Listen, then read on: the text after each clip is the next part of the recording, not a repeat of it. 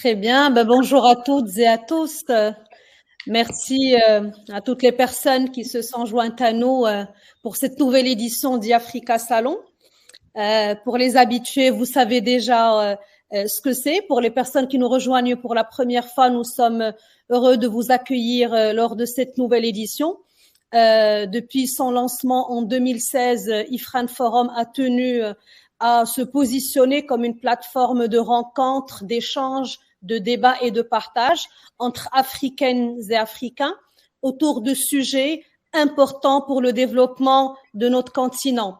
IFRAN Forum se veut une plateforme pour les Africains par des Africains afin de faire avancer les sujets en lien avec l'intégration économique. Notre accroche dont nous sommes fiers, c'est engager pour une Afrique prospère. Et Africa Salon, dont nous vivons une nouvelle édition aujourd'hui, a vu le jour en 2020, la fameuse année où le monde a été transformé par une pandémie mondiale qui nous a obligés à trouver de nouvelles alternatives aux rencontres en présentiel. Donc, nous avons découvert le distanciel, mais nous avons aussi découvert d'autres façons de communiquer. Et Africa Salon est une série de webinaires, de rencontres en ligne dont l'objectif est de parler, débattre de thématiques autour de la préparation de la sortie de crise, l'Afrique post-Covid, son visage, comment est-ce qu'il est en train de se dessiner et sur quoi le continent, ces hommes et ces femmes devraient capitaliser pour pouvoir opérer une sortie de crise rapide, efficace et puis se réveiller sur une Afrique encore meilleure que celle que nous avons connue avant le Covid.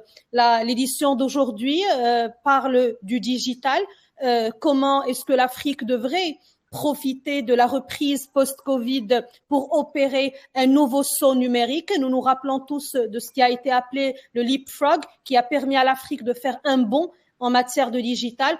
Et bien aujourd'hui, nous espérons que cette crise deviendra une opportunité pour le continent pour pouvoir mettre le digital au cœur de son développement. Sans plus tarder, j'accueille et j'ai plaisir, je remercie Neila Meknassi d'avoir accepté de modérer ce débat. Neila est experte en digital. Elle est basée au Maroc. Elle dirige son cabinet de conseil MEX Conseil. Je suis ravie de t'accueillir, Neila, parmi nous. Je te passe la parole pour pouvoir présenter tes intervenants et commencer ton débat. Je souhaite à toutes et à tous un très bon débat. Merci beaucoup. Merci, Khadija. Donc, bonjour mesdames et messieurs, bonjour l'Afrique et bonjour le web. J'ai l'honneur d'être la modératrice d'un débat qui sera fort en information, donc riche en échanges. Enfin, j'espère qu'il sera intéressant pour vous, pour qu'on puisse discuter des défis et aussi des challenges du digital de notre Afrique. Donc, qui trace petit à petit son chemin vers l'innovation et le numérique. Je dis petit à petit parce que l'Afrique a enregistré quand même une croissance économique remarquable au cours des 15 premières années, donc les 15 dernières années, dans le secteur de la technologie numérique. Donc, il est essentiel pour nous d'exploiter ce potentiel de l'innovation apporté par ces technologies numériques. Donc, qui est d'ailleurs crucial pour le redressement du continent après cette pandémie actuelle qui est, je dis actuelle, et j'ai un pincement au cœur parce que j'aimerais bien que ça soit encore sera enregistré dans le passé, mais on vit toujours sous les effets négatifs de la Covid-19. Donc, qui parle de numérique évoque tout d'abord l'accès à Internet. Donc, actuellement, on a 48% quand même de la population totale du continent qui a accès à Internet. On revient de loin parce que seulement en 2018, on était seulement à 28%. Donc, outre bien sûr la connectivité, le numérique, ce n'est pas Internet, ce n'est pas le web. Outre la connectivité d'Internet, il y a aussi donc les cadres réglementaires donc requis qui font aujourd'hui défaut. L'écosystème, l'accès au financement, l'accompagnement en formation, l'éducation, la transformation digitale, donc transversale, sur tous les secteurs à forte valeur ajoutée, et surtout ceux qui ont fortement impacté, qui ont été impactés pendant cette crise. Donc, mesdames et messieurs, et avant de commencer notre débat, donc je tiens à remercier le panel. Malheureusement, on a 2 personnes qui vont nous rejoindre donc incessamment sous peu. Je commence par Monsieur Amadou Diawara, donc qui est président fondateur du Cluster Digital Africa. Donc, il est malien et j'aimerais qu'il se présente lui-même. Donc, merci d'être là. S'il te plaît, Amadou, si tu peux activer ton micro et si tu peux te présenter à notre auditoire. Bah, écoute, je pense que je suis gâté aujourd'hui, hein, parce que après l'introduction et puis de Khadija et puis Enela et tout ce que vous êtes en train de dire, et c'est là où je suis très heureux aujourd'hui de voir comment les femmes elles sont engagées. Vous savez, lorsqu'on dit qu'il y a l'innovation, on parle de l'éducation, tout ce qu'on peut dire aujourd'hui, lorsque les femmes elles sont engagées, c'est là où on réussit à le faire. Et je me présente Amadou Diawara, je suis franco-malien. Je suis rentré au Mali en 2010 et de 2010 à maintenant, j'ai la chance de diriger un groupe qui s'appelle le groupe Famille, dont d'ailleurs on vient de changer de nom, on devient le Centre d'innovation, de recherche technologique et d'industrie créative, le CERTIC. Et à travers mon projet, aujourd'hui, j'emploie 200 jeunes Maliens qui aujourd'hui sont sur le continent africain, qui travaillent essentiellement pour des clients basés en Europe, en France, aux États-Unis et un petit peu à travers le Maroc et bientôt dans d'autres pays en Afrique. Et je suis également fondateur de l'Université virtuelle du Mali, avec qui on a lancé justement pendant cette période de pandémie et dont j'aurai la chance de vous expliquer plus tard. Et à partir de l'Université virtuelle, nous avons lancé cette initiative que le Cluster Digital Africa, qui est une plateforme d'intelligence collective et de co-construction. Aujourd'hui, nous sommes plus de 40 000 membres et on a des membres partout et surtout une très forte composante de l'Afrique de l'Ouest et du Maghreb, notamment l'Algérie, la Tunisie, le Maroc et le Mali et le Sénégal, et le Rwanda aussi. Le francophone et les anglophones sont en train de nous rejoindre. Mais aujourd'hui, le cluster, on est un peu partout dans le monde. Voilà un peu qui suis-je. Mais et ce qui est intéressant, c'est surtout pas mes entreprises, parce qu'aujourd'hui, ce n'est pas la pandémie a montré qu'il faut aller ensemble, il faut aller collectif. Aujourd'hui, c'est le cluster qui est là aujourd'hui, qui prend le dessus. Et ça reste un engagement sociétal, ça reste un engagement d'intelligence collective et de co-construction, mais ça reste surtout sociétal et surtout de fédération aujourd'hui, de pouvoir fédérer. Donc, je te laisse continuer pour tes questions et si je dois intervenir, je parlerai de tout ça. Voilà. Très bien, merci. Moi, ce que je dis tout le temps, c'est que il faut aussi que les pays d'Afrique travaillent avec eux-mêmes, donc sans se retourner au nord. Donc, que ça soit des stratégies sud-sud, que ça soit des partages aussi sud-sud. Et je pense qu'on est maintenant bien. Vous êtes français, je suis canadienne. C'est clair que on va pas tourner le dos aux pays qui nous ont formés, mais il est temps aussi d'apporter et de travailler ensemble pour que cette Afrique soit une Afrique forte, donc et prendra un virage digital. Et je pense qu'on est malheureusement un peu en retard, mais on peut rattraper le coup avec nos les Africains qui sont éduqués et aussi les efforts des universités en ce moment, et après vous nous parlerez de l'université online que vous avez créée. Donc moi je prends juste 2 minutes aussi à me présenter. Donc Naila Meknassi, donc je suis algérienne, canadienne et j'habite au Maroc. Donc voilà, j'ai une double casquette algéro-marocaine, donc je représente un peu l'Afrique du Nord. J'ai mon entreprise qui est Mex Digital, donc Mex Digital, donc comme son nom l'indique, c'est du marketing digital. Donc on fait tout ce qui est stratégie, gestion des réseaux sociaux, développement des applications web, et aussi pour aider les entreprises et surtout les PME, TPE à avoir une stratégie marketing pour vendre leurs produits et services et se faire valoir dans un marché fortement concurrentiel, mais il y a de l'espace et surtout en Afrique. Donc voilà ma petite petite présentation. Maintenant, on parle directement. J'aimerais bien qu'on rentre dans le vif du sujet. J'aimerais avoir, au fait, votre avis, puisque la pandémie de Covid-19, malgré tous les dégâts économiques et sociaux qu'elle a provoqués, donc dans le monde et surtout en Afrique, elle offre une opportunité malgré tout aux pays africains d'innover et de faire la révolution numérique. Donc, est-ce qu'à votre avis, l'Afrique est réceptive à ce changement? Et aussi, quelles solutions vous préconiser? Je sais que vous ne pouvez pas parler de tous les secteurs, mais du moins du secteur que vous représentez.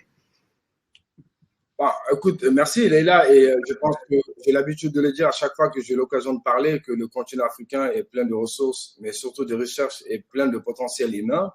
Et de toute façon, je pense que ton profil aujourd'hui démontre que nous sommes unis par la même vision et nous puisons nos forces dans la solidarité, dans le collectif aujourd'hui, et notre diversité culturelle sur le continent africain fait qu'aujourd'hui, il est de notre devoir, mais surtout, il y a une volonté aujourd'hui qui est là en Afrique, et c'est qui est de valoriser les secteurs à travers le digital. Et moi, je veux parler plus de digital parce que je suis de ce domaine-là et je pense que toi aussi.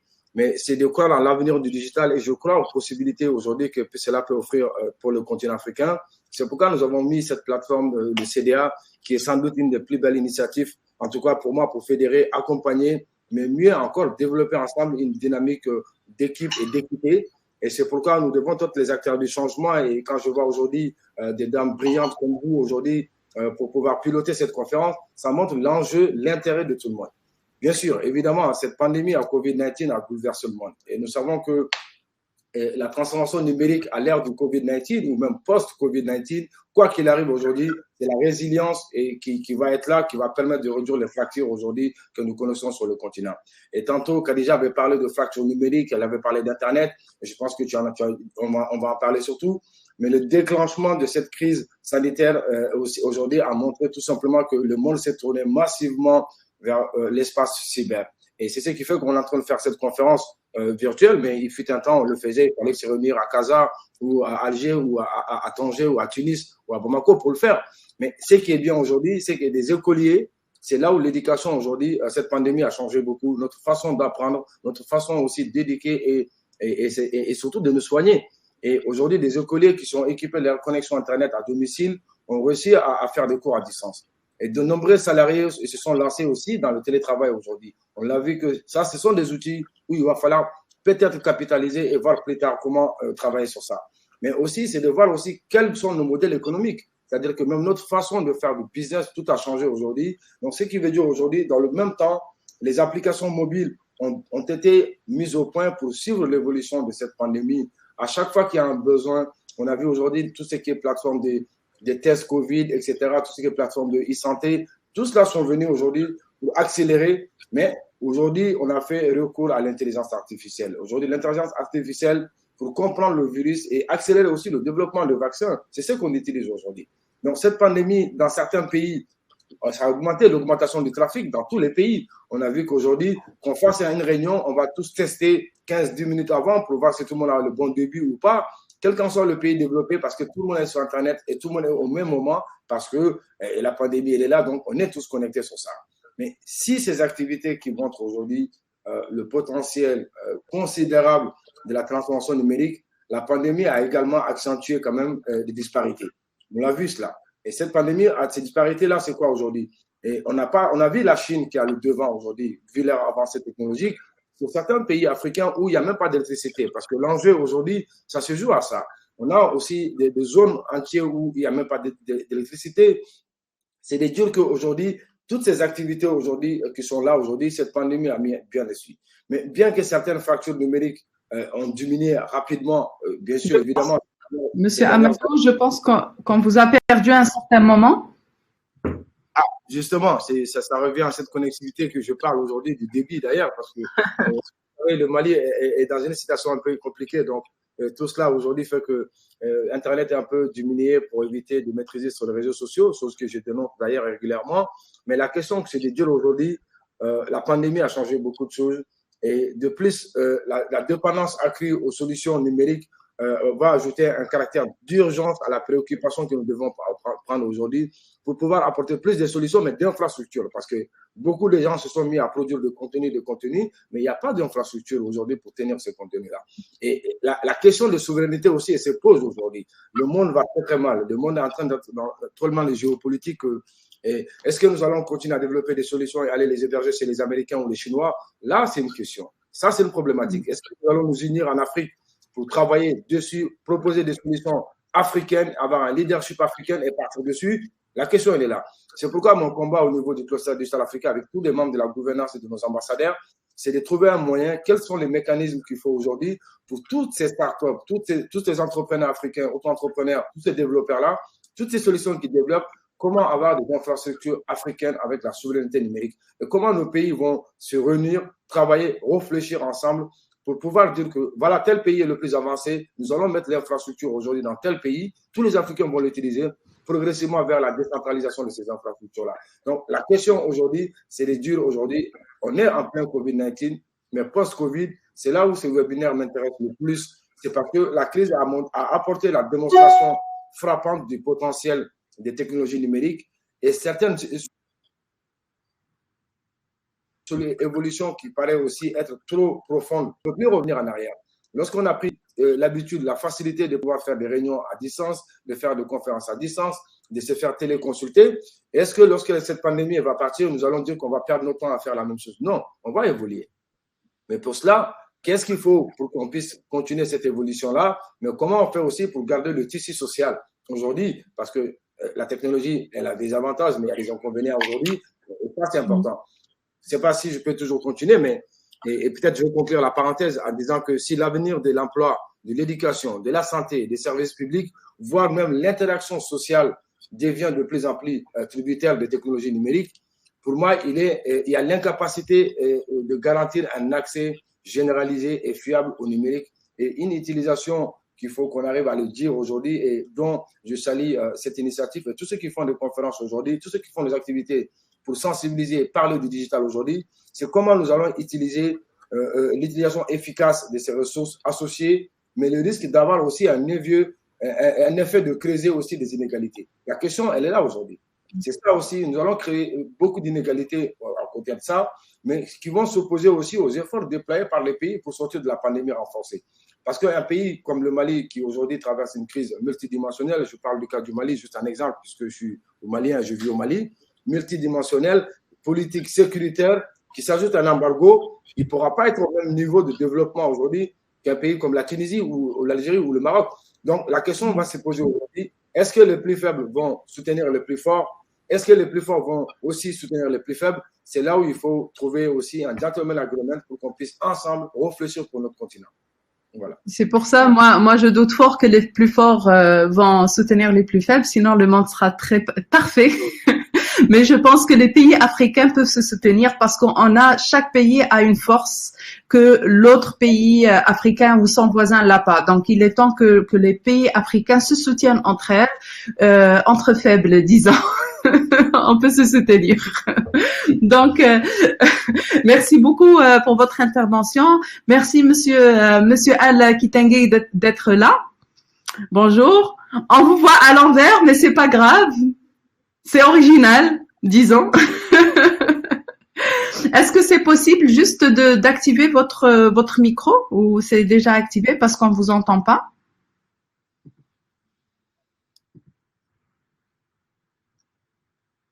Je pense que vous avez un problème de micro, essayez de le résoudre. En attendant que Monsieur Al résout ses problèmes techniques, donc Amadou, je suis vraiment en phase avec vous par rapport à tout ce que vous avez dit. Et pour moi, l'une des faiblesses du contenu africain, c'est les serveurs et surtout pour stocker les données sensibles. Quand on parle de agritech, quand on parle de health tech, quand on parle d'écosystème, c'est-à-dire que il faut quand même que les gouvernements suivent les startups. On sait très bien que les startups sont en avance par rapport au gouvernement, par rapport à tout l'écosystème. Donc c'est quoi à votre avis la solution pour pouvoir pallier à ça et avoir du stockage. Je sais, ma question, la réponse, elle est dans ma question, mais j'aimerais vous entendre parler par rapport aussi au stockage de ces données sensibles et je pense que c'est un vrai frein pour le développement actuel et pour le développement post-Covid, sachant que c'est vrai, on va jamais retourner en arrière, on va plus vouloir faire des réunions, surtout les réunions primaires, ou bien se déplacer s'il n'y a pas quelque chose de concret, alors qu'on le faisait auparavant. Maintenant, je suis en communication directe avec le Canada et avec mes amis, mes ex-collègues au Canada. Les meilleurs employeurs sont ceux qui offrent le meilleur package télétravail. Maintenant, l'employé négocie avec son employeur combien de jours il doit être présent dans son bureau, et ces nombres de jours, tenez-vous bien, c'est une journée ou deux par mois et pas plus. Donc eux, ils ont, dans les pays développés, ils ont la capacité de répondre à ces demandes-là. Est-ce que maintenant, en Afrique, on a la capacité de répondre à ce que demande le monde post-Covid? Alors, bien sûr. Alors, juste pour la question, je pense qu'aujourd'hui, nous avons l'infrastructure dans nos pays. La question aujourd'hui, il y a Smart Africa qui est en train de travailler dans ce sens. C'est leur boulot. Et plusieurs pays se sont mis ensemble pour mettre cela. Et aujourd'hui, qui est géré par la Sénacone, qui est ivoirienne et qui est basée à Kigali, dont le président Paul Kagame et Dr Amadou ont mis en place. Mais ce qui est intéressant, c'est de voir que des pays comme le Sénégal, le Bénin, et l'Algérie, le Maroc, et moi j'étais il y a 2 mois, j'étais à Bengrid, à Marrakech. Je visitais des data centers extrêmement intéressants qui sont là, et il y a le Bénin, le Sénégal et le Mali. Nous sommes tous des data centers. Mais la question aujourd'hui, c'est que nos gouvernements aujourd'hui ont tellement mis des solutions aussi à travers des partenariats sur ces data centers là. La question, est-ce que ces data centers là sont aujourd'hui souveraines? C'est ça aujourd'hui. Lorsque vous avez des dons, des data centers complets qui sont donnés par des gouvernements chinois ou coréens à un pays, pour moi, on a vu le couac au niveau de l'Union africaine lorsqu'ils avaient eu l'installation, donc ils étaient écoutés. C'est ça aujourd'hui. Donc tout le monde a peur d'aller mettre ce contenu aujourd'hui. Maintenant, est-ce que nous allons, nous, travailler africains, Dieu que nous allons mettre des commissions pour réfléchir, inspecter ces data centers-là qui sont déjà investis à des coûts de milliards dans nos francs? Est-ce qu'ils peuvent répondre et supporter une solution? Ça, c'est une question. Mais l'autre question qui se pose aujourd'hui, il y a 3 problématiques. Aujourd'hui, on a compris que les Africains, il y a cette intelligence pour apporter des contenus, développer des solutions. Mais on a compris que certains pays ont commencé aussi à mettre des data centers. Mais là, comment réunir nos pays ensemble? Comment la fibre optique va permettre d'interconnecter? C'est cette interconnexion qui va être là. Il est plus facile pour moi d'héberger mes solutions dans le cloud aux États-Unis ou en France que de le mettre sur un data center au Mali. Pourquoi? Parce qu'il y a des problèmes énergétiques qui vont se poser. Il y aura une coupure d'électricité. Après, il fallait dormir les serveurs. Après, etc., etc. Donc, la question aujourd'hui, c'est pourquoi nous, au niveau du Cluster Digital Africa, nous avons eu la chance d'avoir des anciens ministres, des ministres actuels et de plusieurs pays africains. Nous avons Smart Africa, nous avons toutes les personnes aux ressources que nous avons connues et qui sont les bienvenues, d'ailleurs, qui ne sont pas dans le cluster. On appelle à tout le monde de venir soutenir l'initiative. Nous avons lancé 10 commissions, très simples. Les 10 commissions aujourd'hui, c'est de réfléchir à des problématiques, comment répondre à ta question. La question de l'infrastructure, mais quel est le contenu? Qu'est-ce qui va être le contenant aussi? C'est ça aussi, et la question de cybersécurité. Donc, on va voir si mon frère Al est avec nous pour lui laisser le temps de parole. Mais ce qui est intéressant aujourd'hui… Il peut se connecter. Donc, Monsieur Al, vous pouvez activer votre micro pour voir ce que ça fonctionne. Est-ce que vous m'entendez maintenant? Ah, alléluia. Très, très bien, on vous entend. Écoutez, on a passé les présentations, mais j'aimerais bien vous donner un petit 3-4 minutes pour vous présenter, si c'est possible. Et est-ce que vous avez une question avant de vous présenter? Est-ce que vous avez entendu un peu le débat depuis que vous êtes là?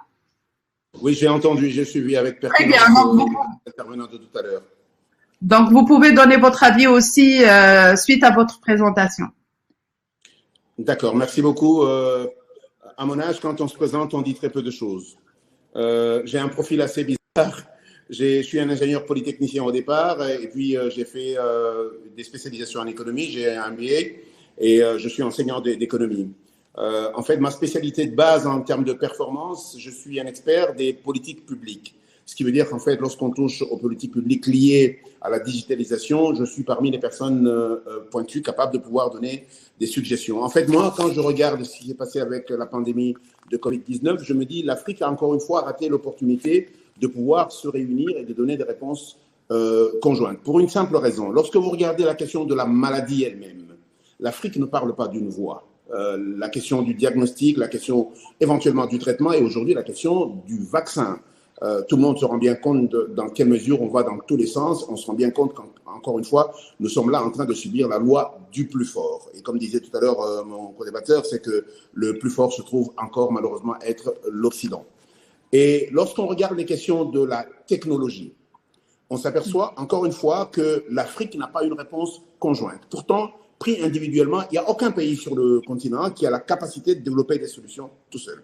Pourtant, si nous mutualisons les moyens, nous aurons absolument ici, sur le continent, des véritables réponses. Et moi, je dis toujours une chose, il faut aller tirer la leçon dans le commerce.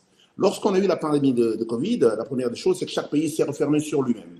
Et du coup, tous les pays qui sont extravertis et qui importent tout, y compris leur nourriture, se sont retrouvés complètement en situation de panique. Le drame, c'est que aussi vite que la situation a semblé revenir à plus ou moins la normale, les gens prennent des mauvaises habitudes. Regardez une chose extrêmement importante. Aujourd'hui, on parle du télétravail. Combien de pays ont retravaillé leur code du travail pour l'adapter à ce mode nouveau de travail avec tous les incitatifs? Très peu. Et là-dessus, moi, j'appelle à une réflexion stratégique au niveau du continent pour qu'on soit en mesure de donner des réponses. D'abord à la crise sanitaire, parce que c'est encore une crise sanitaire, et ce n'est pas la dernière, il y en aura d'autres. Deuxième, que l'on soit en mesure de donner des véritables réponses aux insuffisances technologiques pour être en mesure de redimensionner l'arsenal informatique et numérique de manière générale pour être en mesure de répondre aux véritables questions du continent, en commençant par les questions médicales. La télémédecine devrait prendre de plus en plus de place. Ce n'est pas encore le cas. L'enseignement devrait prendre de plus en plus de place en numérique. Le travail, comme on le dit d'ailleurs, devrait de plus en plus devenir organisé, mais on ne peut pas, avec des outils qui étaient faits pour faire des petits échanges, penser qu'on peut changer tout un pan de notre économie sans des ajustements viables. Et moi, je dis la transition digitale accélérée devrait être le leitmotiv. Et à mon avis, du point de vue continental, nous devrions être en mesure de vouloir donner une réponse réelle pour être en mesure de peser. La raison pour laquelle je le dis, c'est que, entre-temps, l'Europe et l'Amérique et la Chine se sont redimensionnés pour être en mesure d'avoir une puissance numérique capable de répondre aux nouveaux défis. Je me réjouis de cet échange que nous avons aujourd'hui parce qu'il permet de poser des bases de ce qui est fait et de ce qui ne l'est pas. Aujourd'hui, nous avons donné des réponses opérationnelles. On essaye de faire avec ce qu'on a pour essayer d'atteindre. Non, la réponse, ce n'est pas celle-là. La réponse doit être stratégique, elle doit être structurelle. Nous devons être en mesure de repenser de manière globale ce nouveau mode de vie. Ce n'est pas un petit changement, c'est une rupture que nous avons connue. Mais pour ça, il faut qu'au niveau des politiques publiques, les gens comprennent. Mon collègue tout à l'heure, il parlait des data centers. Oui, c'est très bien, chaque pays peut avoir son data center utilisé à 20 ou à 25%. À quoi ça servirait? Est-ce qu'il y a moyen de mutualiser les moyens pour être en mesure d'avoir des véritables réponses continentales qui puissent être en mesure de servir à tout le monde?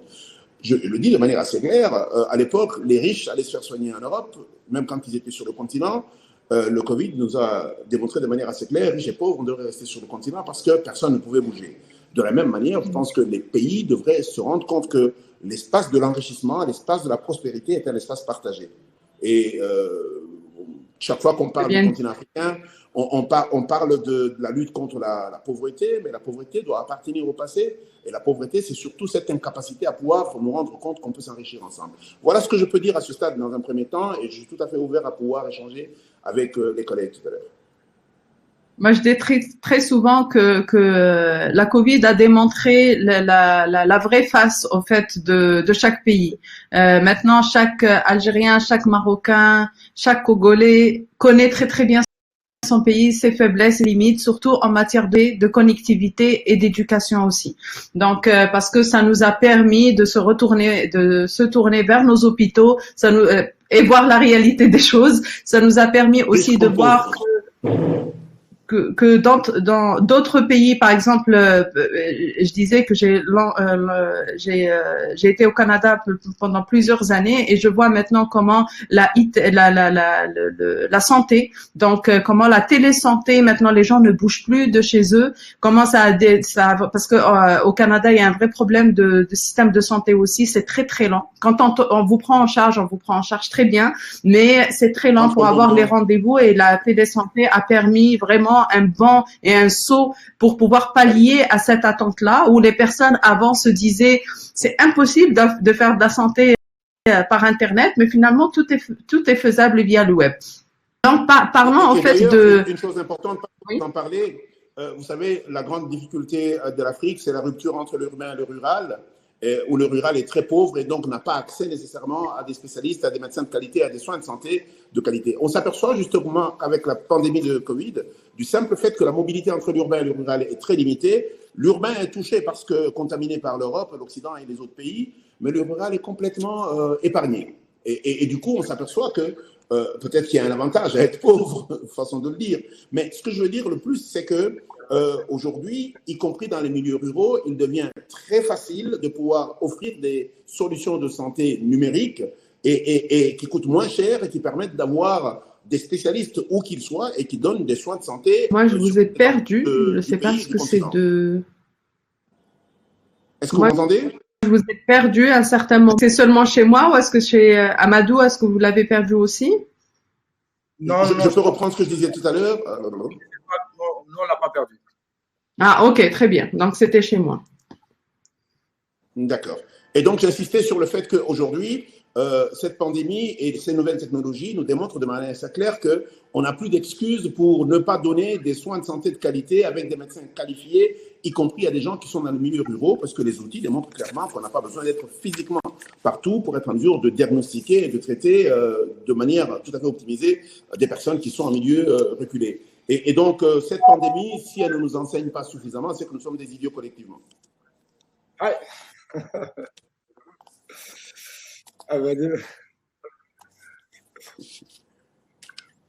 Bon, je pense que Néla a des soucis, hein, sinon, elle a fait une bonne parenthèse là. Oui, j'avais vraiment des soucis de connectivité, comme quoi, quand on parle de ça, on est dans le vif du sujet. Oui. Donc, j'aimerais bien laisser le domaine de la santé pour Mustapha qui va nous rejoindre après parce que c'est un champion de la health tech, mais j'aimerais quand même qu'on continue à parler de d'autres secteurs comme par exemple l'éducation. On sait que très bien que la Covid-19 a provoqué donc le boom du téléenseignement, que ça soit dans le monde ou en Afrique. Donc, le numérique en éducation, il permet de réduire, en fait, les inégalités en matière d'accès à une éducation de qualité et de développer aussi les compétences en général. Et j'aimerais savoir, déjà, dans vos pays respectifs, est-ce que la télééducation est toujours de mise et comment le Mali ou bien la République du Congo on fait face à l'éducation et est-ce que vous pensez que va continuer vers ce saut-là et que la télééducation sera la norme. Oui, tout à fait. Parce que, vous savez, à l'époque, quand vous dites à quelqu'un que vous avez eu un diplôme en étudiant à distance et les gens se moquaient de vous, on imaginait que vous avez certainement des compétences au rabais. Mais aujourd'hui, Monsieur Amadou, répondre à la question, est-ce que vous m'avez entendu ? Est devenu la norme. L'enseignement à distance est devenu la norme. Le diplôme obtenu par enseignement à distance est devenu normal. Ça donne donc l'opportunité aux Africains de pouvoir accumuler plusieurs certificats, plusieurs diplômes, plusieurs compétences certifiées et certifiantes, et y compris étudier dans des universités très prestigieuses tout en restant chez eux, simplement parce qu'ils étudient par voie électronique.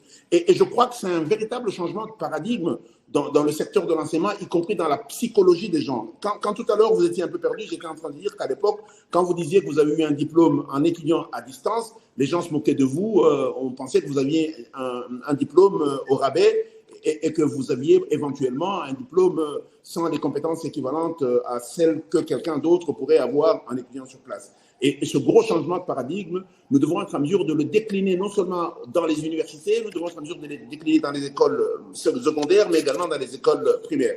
Et encore une fois, pour l'Afrique, les choses ne ressemblent pas à ce qui se passe au Canada, ne ressemblent pas à ce qui se passe aux États-Unis, ne ressemblent pas à ce qui se passe au Japon ou en Tunisie, en Estonie. Nous devons être en mesure de donner une version africaine de la question.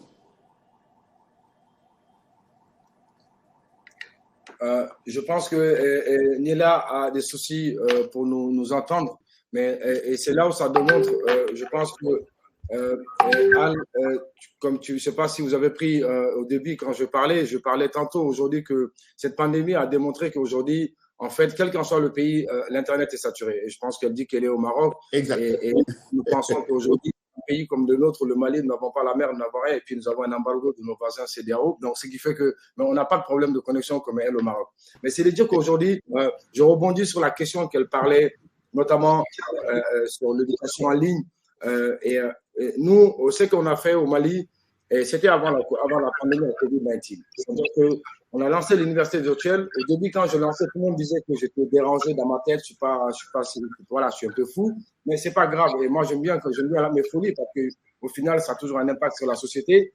Lorsque j'ai lancé l'université virtuelle du Mali, ce sont des ministres d'État qui m'ont appelé, qui m'ont dit, Amadou, tu es un peu dérangé. Il faut que tu laisses parler de cette histoire d'enseignement en ligne. Et c'était en 2019. Et paf, une année après, 2020, Covid-19 arrive. Bon, c'est pas moi qui l'ai créé. Je pense que vous êtes à l'origine du Covid, hein, finalement. Tout à fait. C'est moi qui l'ai créé, Covid-19, et Covid-19 est venu, et tout le monde a crié, mais t'es un génie. Je dis non, je suis pas un génie, ça existait déjà, ça existait ailleurs. Et ça, les gens le faisaient. Mais seulement, on avait toujours le choix d'aller à l'école. Donc, ça veut dire que lorsqu'on a le choix, on ne veut pas changer. Mais lorsque ça nous a été imposé, soit on reste à la maison, on n'apprend rien, soit on apprend avec en ligne. Voilà, on apprend en ligne. Les gens n'avaient plus le choix. Et aujourd'hui, de 2019 à maintenant, on a plus de 20 000 étudiants. Et même 20 200, 20 300, j'en sais plus rien, moi. Tellement que les gens se font tous les jours. Donc, c'est pour dire qu'aujourd'hui, on arrive à donner des formations diplômantes au niveau DIT, licence, master, et on fait des MBA. Et aujourd'hui, c'est là où c'est intéressant. Et nous, on arrive à faire toutes ces formations certifiantes qu'on lance aujourd'hui. On les lance à petits pains. Et d'ailleurs, Al, je pense qu'on va se rencontrer bientôt, normalement. Et on est censé travailler avec votre ministre Konegel et puis Tis et Ilunga, qui sont des amis à moi et qui sont avec nous au cluster pour lancer un projet similaire à RDC. À RDC. Et nous avons déjà mis en place, le projet il est mis en place pour lancer l'université virtuelle. On est en train de réfléchir comment le déployer le plus tôt possible. Mais la question aujourd'hui, pour le cas du Mali, lorsque nous avons lancé, et en 2019, nous sommes allés faire quoi? On a compris que tous les Africains, on a un problème de fuite des cerveaux. Et beaucoup d'Africains vont étudier, mais en réalité, ils vont servir d'abord la France, le Canada, les États-Unis, avant de venir servir sur le continent. Et nous, on a compris qu'il fallait chercher ces grandes écoles européennes, canadiennes, mais vous allez venir former nos enfants, nos petits frères ici, depuis notre pays en Afrique, et nous allons utiliser leurs compétences pour le développement de notre pays. C'est la question qui était intéressante aujourd'hui. Moi, je suis allé chercher toutes ces écoles-là. Je leur ai dit, on signe un gentleman agreement, mais vos contenus, vos cours vont être faits en ligne et depuis l'Afrique. Et c'est ce qu'on a lancé. Aujourd'hui, c'est une réussite. Et quand on a lancé cette initiative aujourd'hui pour l'enseignement en ligne, lorsque Covid-19 est venu, la Banque mondiale, tous les partenaires techniques m'appellent et me disent, Amadou, quelle solution tu as pour la continuité pédagogique? Je leur ai expliqué que c'est simple. Les plateformes sont là, mais la question de l'enseignement en ligne, il faut faire attention. Parce que au côté universitaire, c'est universel, c'est partout pareil. Mais lorsqu'on arrive dans les petites classes, lycée, maternelle, tout ça, chaque pays a son programme. Et il faut respecter en fonction de l'approche qualité que chaque pays va proposer. Je l'ai dit, les contenus qui sont là, il va falloir que je collabore avec les enseignants de l'État. Parce qu'il faut que l'État ait un œil sur la qualité du contenu, que l'État valide ce contenu et les programmes que nous allons apprendre vont avec la vision gouvernementale. Et nous avons eu un travail extraordinaire à faire et c'est là où je remercie mon équipe pendant où tout le monde s'est caché parce qu'au début de Covid, nous, on avait peur de sortir dehors un petit peu. Donc, ils étaient là. Jour et nuit, on a déployé de la maternelle jusqu'au niveau lycée des plateformes qui vont permettre à tous les enfants d'étudier. Et ces programmes-là, aujourd'hui, sont des programmes en fonction des pays. Nous sommes en train de le faire. Le modèle d'université virtuelle du Mali a été un projet aujourd'hui où ça nous a donné une autre dimension, une autre vision. Et nous sommes devenus cet entrepreneur social parce que ce n'est pas un projet gouvernemental, contrairement au Sénégal qui a fait un excellent travail. C'est le gouvernement du Sénégal qui a lancé l'université virtuelle du Sénégal. Et je rappelle qu'il était là bien avant, depuis 2016. La Tunisie a lancé l'université virtuelle de Tunis depuis 2013 et la Côte d'Ivoire a lancé l'université virtuelle de Côte d'Ivoire, je pense aussi en 2015. Mais ces pays ont lancé à coût de milliards. On parle de 100 milliards, de 59 milliards par-ci par-là. Mais nous, on a compris qu'en tant que centre d'innovation, en tant qu'entrepreneur africain, nous sommes un groupe d'ingénieurs. Qu'est-ce qu'il fallait faire? On a mis ce projet à caractère social. Et c'est ça qui a ramené la singularité aujourd'hui. Quand on regarde l'université virtuelle du Sénégal, qui va bientôt avoir 10 ans, mais qui a 45 000 étudiants, et quand on regarde l'université virtuelle que nous, on a mis en place, au bout de 2 ans, on a 20 000 étudiants sur le modèle économique. On a permis à tous les enfants africains, pas que maliens, nous, on est ouvert à tous les enfants africains de venir étudier chez nous. Et mieux encore, c'est cette diaspora aussi qu'on est allé chercher. Aujourd'hui, lorsqu'on va apprendre à quelqu'un de faire le droit en France, mais il va apprendre le droit français, mais qu'est-ce qu'il va nous appliquer ça au Mali ou au Burkina Faso ou au Congo? Il fallait trouver la diaspora aussi, de venir étudier et pouvoir certaines matières, quel qu'en soit le MBA que tu peux avoir, le doctorat, mais si est lié à un contexte ou soit à une spécialité. Ça, ce sont des études que nous sommes en train de faire. L'idée aujourd'hui, nous sommes en train de s'ouvrir un peu partout. On est en train d'aller dupliquer ce modèle social dans plusieurs pays. C'est pourquoi l'idée du cluster digital africain est venue. On est allé chercher dans tous les pays africains plusieurs personnalités, que ce soit le Rwanda, que ce soit la RDC. Nous avons plusieurs membres, plusieurs de la RDC qui sont avec nous au cluster, même plusieurs ministres de RDC. Nous sommes allés chercher au Maroc, en Algérie, en Tunisie, partout dans le monde des personnalités et même les GAFAM, pour leur dire que lorsque vous pensez que vous avez un intérêt avec le développement du continent africain, c'est maintenant que ça se passe en Afrique, par des Africains et piloté par des Africains et par des hommes et des femmes. Et c'est pourquoi nous avons mis le cluster avec une bonne gouvernance. Aujourd'hui, nous avons autant de vice-présidents que de vice-présidentes. Nous avons des personnalités fortes, algériennes, marocaines, rwandaises, sénégalaises, ivoiriennes et congolais qui sont dans ce cluster-là. Et nous avons mis en sous forme d'ambassadeurs, de membres, pour pouvoir avoir un groupe de réflexion, apporter des solutions dispéritives pour l'Afrique, mais surtout que les solutions, chacune de nos solutions, de nos réflexions, seront duplicables pour tous les pays africains. C'est ça qui fait aujourd'hui la force du cluster digital africain. Mais la question de l'éducation aujourd'hui, nous appelons à tous les Africains de venir soutenir notre initiative, de venir donner du contenu, de venir partager leur expérience pour qu'on puisse ensemble donner du contenu, former nos populations. Cette mobilité aujourd'hui, elle doit rester sud-sud. La question qui se pose aujourd'hui, la pandémie à Covid-19, je conclue la parenthèse, pour dire que la Chine a annoncé qu'en 2040, ils seront la première puissance technologique, économique et militaire. Et je pense qu'ils le sont déjà. On a vu que le monde est en pleine mutation. L'Europe est aujourd'hui en défaillance intellectuelle et économique. Il faut le dire. Les États-Unis se cherchent. Mais la question qui se pose aujourd'hui, tout le monde oublie l'Afrique. Et lorsqu'on oublie l'Afrique, c'est très bien. Les gens, ils avaient oublié la Chine, ils se sont développés. Pendant que tout le monde est en train de nous oublier, c'est là où nous devons être soudés, c'est là où nous devons réfléchir comment apporter une solution. Pour moi, l'Afrique, c'est un pays. Nous devons nous comporter comme un pays en Afrique et apporter des solutions pour que notre continent sorte de la misère aujourd'hui. Sachant que l'Afrique, c'est un continent très, très jeune et qui est très, très riche. Et il dispose d'une diaspora qui a prouvé, qui a fait ses preuves, voilà, en Occident. Donc, ils peuvent tous revenir pour travailler ce pays, disons. Je conclue la parenthèse en disant que la croissance est en Afrique, l'avenir du monde est en Afrique. C'est aujourd'hui, nous devons utiliser le digital comme un levier de développement et de croissance parce qu'il n'y a pas de géopolitique. On ne va pas venir couper la tête à tous les Africains. Donc, ce que nous avons, c'est notre matière grise. Nos ressources, c'est ça qui fait tout le danger aujourd'hui. Nous devons réfléchir, co-construire et avoir aujourd'hui cette solidarité africaine et s'unir pour aller dessus.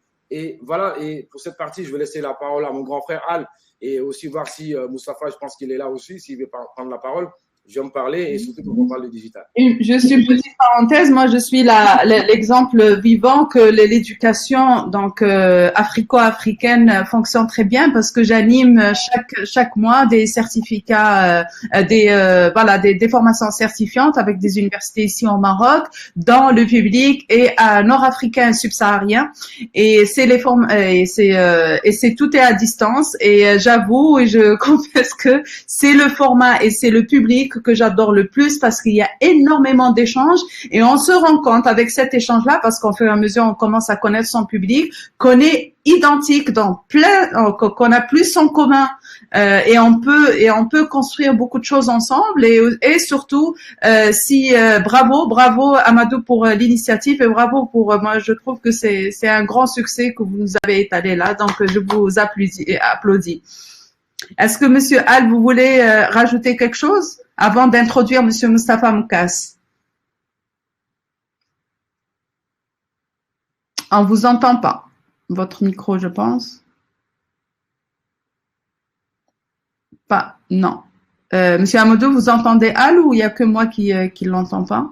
Non, je ne l'entends pas, mais juste le temps qu'il règle son micro, je vais quand même profiter de dire que nous avons lancé une plus grosse plateforme aujourd'hui, CDA Social, pour conclure, qui aujourd'hui n'a rien à voir avec les GAFA. Aujourd'hui, que ce soit Facebook, Twitter, LinkedIn, nous avons lancé notre propre réseau africain et j'invite tout le monde à l'utiliser, CDA Social, et je mettrai le lien dans le chat. Il faut l'utiliser, il faut que nous utilisions notre propre plateforme, nos contenus. Ça commence par là. Nous passons notre temps à publier sur LinkedIn. Moi, je suis le premier parce que je suis un accro de réseaux sociaux, on me les qualifie, mais nous passons notre temps à publier donner du contenu aux Américains et nous n'avons rien pour nous, les Africains. Et vous savez que, juste pour finir la partie, nous pouvons tirer l'Europe vers le haut. Pourquoi? L'Europe aujourd'hui parle de la France. La France n'est que 11e mondial dans le classement de la technologie. Lorsque nous avons des solutions africaines, ils nous ont colonisés. Certes, aujourd'hui, nous allons eux aussi aller les chercher, venir utiliser nos plateformes, consommer africain. C'est ça la question aujourd'hui. La question de l'intelligence collective, c'est d'aller chercher tous ceux qui ne sont pas avec nous, tous ceux qui ne sont pas nos semblables. On n'est pas en guerre avec eux, mais vous devez venir consommer chez nous et consommer nos plateformes. Et j'invite tous les Africains à utiliser CDA Social et tous ces outils du CDA sont gratuits. Donc, je laisse Al parler de cette partie-là. Je voulais juste, entre parenthèses, faire une pause. Merci beaucoup. Et vous avez vraiment raison. Monsieur Al, vous avez réglé votre problème technique. Essayez de parler. Non, ça fonctionne pas. On vous entend pas. Essayez de faire la même manœuvre que vous avez fait au début de ce webinaire. Et je profite pour pouvoir introduire Monsieur Moustapha Moukas. Bonjour. Est-ce que vous nous entendez?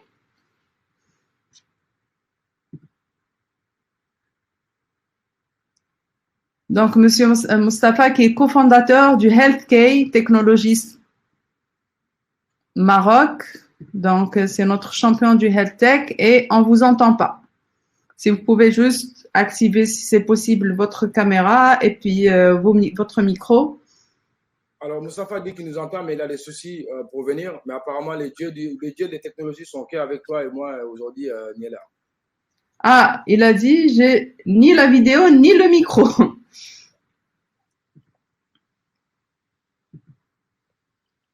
Ils ne peuvent pas être activés. OK. Il y a notre technicienne Gwen qui est avec nous. Si elle peut rentrer en relation avec Moustapha et comme vous dites Amadou, les dieux de la technologie sont juste avec nous. Donc on va continuer et dès que vous aurez accès pour activer votre micro, faites-nous signe. Donc, moi, j'aimerais parler, vous avez parlé tout à l'heure de l'intelligence artificielle, ok?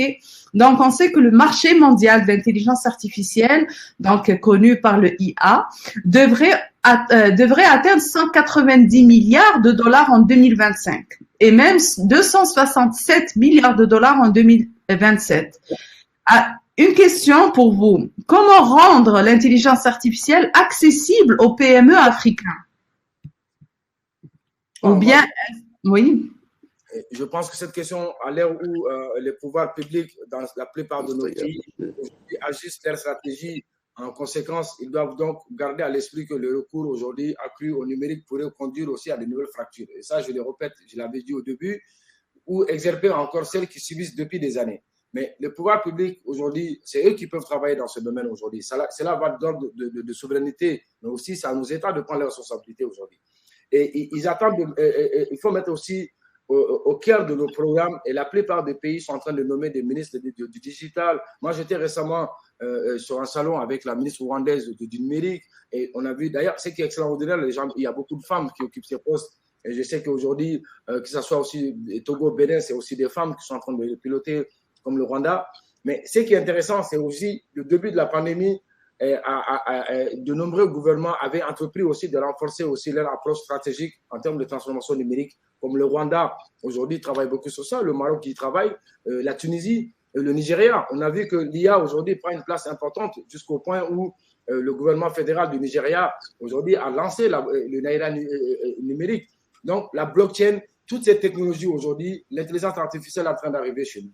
Les infrastructures 5G sont en train d'arriver et nous savons qu'aujourd'hui, il va falloir travailler pour ça. Mais comment ils doivent intensifier ces efforts. C'est là où il y a la question et comment les accompagner. C'est justement là où encore, au niveau du cluster digital africain, nos membres et nos commissions vont travailler pour proposer des solutions aux différents gouvernements. En fait, l'objectif, c'est de prendre tous les Africains, qu'on réfléchisse partout sur cette plateforme d'intelligence collective, apporter des solutions et les exposer à nos différents gouvernements pour que derrière, pourquoi ne pas aller au niveau de l'Union africaine, même si aujourd'hui, la communauté comme la CEDEAO n'est plus crédible. En tout cas, moi, en tant que Malien, je trouve qu'elle n'est pas crédible et il faut la dissoudre. Mais ça ne sert à rien d'aller de forme régionale. Il faut aller de façon continentale pour qu'on ait une seule voix et qu'on arrive à travailler ensemble. Mais ce qui est intéressant, pour réduire cette partie-là, les écarts d'accès au débit entre les zones rurales et urbaines aujourd'hui, il a parlé tout à l'heure de ça. Il y a un nouveau groupe socio-économique aussi qui sera mal desservi. Et ça, c'est dû aujourd'hui au problème de développement.